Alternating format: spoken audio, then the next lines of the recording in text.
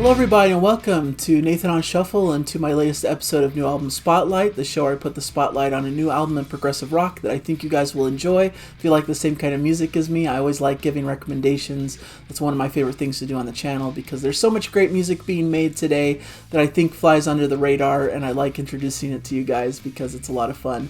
And I like to hear your guys' thoughts on this music. Much of it you guys have heard before and are also familiar with, but I like to get unique perspectives and be able to share in the excitement of these new releases as they come about. So thank you guys for your contributions, and let's get into today's album. Today I'm talking about Barock Project, and their album is called Time Voyager.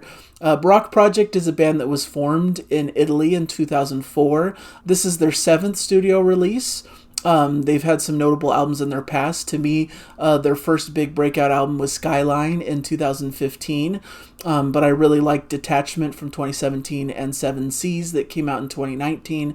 They're a band that definitely infuses a lot of classical elements into their music, so you get a bit of like classical piano keyboard playing, but also some orchestral elements. There's a symphonic feel to this for sure, but it also harkens back to like classic prog of the 70s. You definitely get feels for, ELP, for Yes, for Genesis, but bringing it into a modern era. So I think it's a really cool combination of things that are coming to the plate.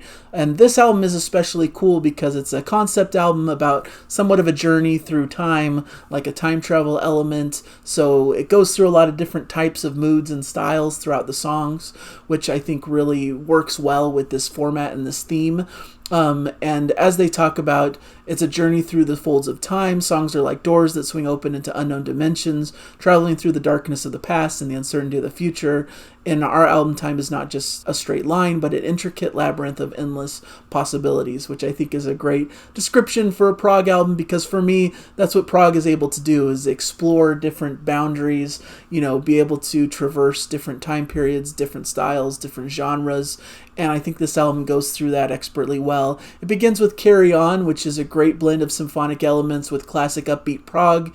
There's some high-octane rocking moments, but also some beautiful moments where it ends with some piano and harmony vocals and swelling strings. So they're able to really showcase both sides of the coin. The harder rocking elements that are a lot of fun that you can bounce your head along to, but also some really beautiful melodic orchestral moments that showcase some of their penchant for this more cinematic scope that they're going for in their records. Summer Set You Free is an upbeat poppy prog number with cool keyboards. Feels a bit like a Styx influence on this one. There's some cool flute workouts, which bring to mind, of course, classic Jethro Tull. There's a great catchy staccato rhythm that runs through this whole track. It's just a beautiful, fun, excellent track, a great single for the album to get you in a poppier, happier mood. I think it's a really fun one.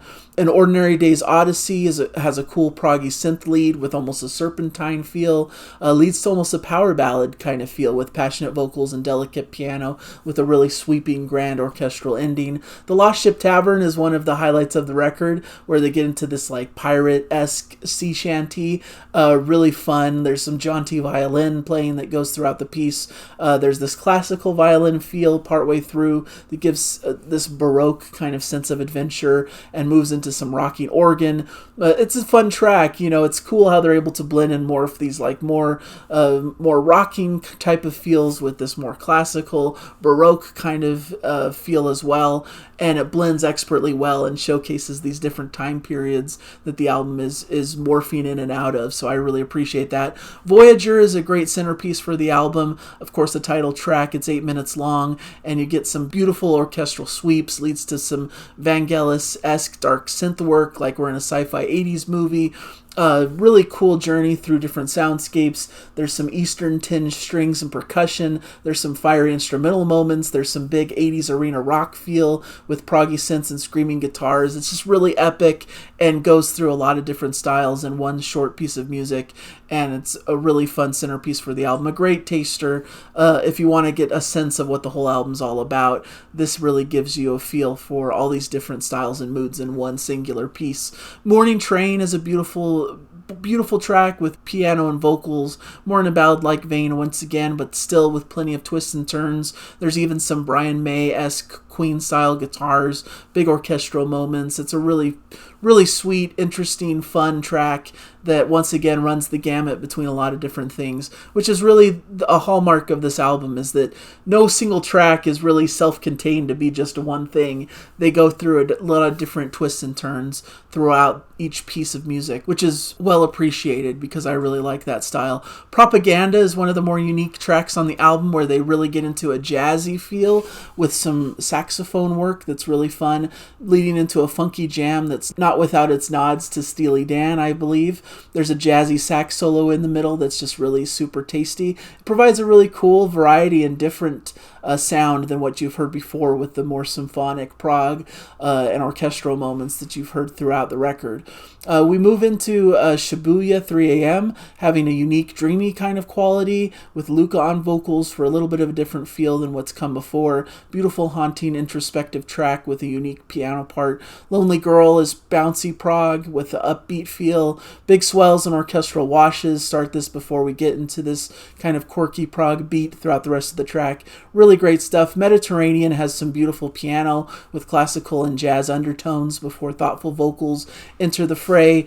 I love the addition of acoustic guitar, and there's a killer bass line. Ramps up towards the end with some heavy guitars and killer organ work with a fun proggy instrumental section. Really cool stuff. In a 5-minute track, there's just a lot of ground covered. Kyanite Jewel is a beautiful track, acoustic guitar and sweet vocals. Ends with some cool Eastern sounding world music kind of flavor to it. But it's a really beautiful track that showcases their softer side before we get into the high octane finale of Voyager's Homecoming, with some more orchestral flourishes and some epicness to conclude the album with. That's somewhat of a continuation of the mid-piece Voyager track. So it's a wonderful album, well structured, a lot of variety, but all grounded in this classic cinematic symphonic prog style. If you like classic prog, you won't be too thrown off by this, because they definitely have influences from bands like ELP and Yes and Genesis and Jethro Tull. But they throw in their own unique flavor, and I think what's really cool about the album is they're able to explore different styles and genres, and it really works well in the theme of the album, that we're traveling through time, through different dimensions, and of course are exploring different musical palettes at the same time as we're doing it. So it's a fun album to explore. Great musically. I think they've really knocked it out of the park. This may be their best album that they've released thus far, and they already have a pretty strong catalog, so that's saying quite a bit. So I really enjoy this, and I strongly recommend it to you if you are interested in this style of prog. There's a lot to enjoy, a lot to unpack, and I just had a blast listening to this. So hopefully you guys will check it out. And thank you guys for joining me on this review. Let me know in the comments how you feel about this album if you've heard it. I'd love to hear everyone's thoughts. So thank you guys so much for joining me, and please just keep enjoying the music out there. Bye, everybody.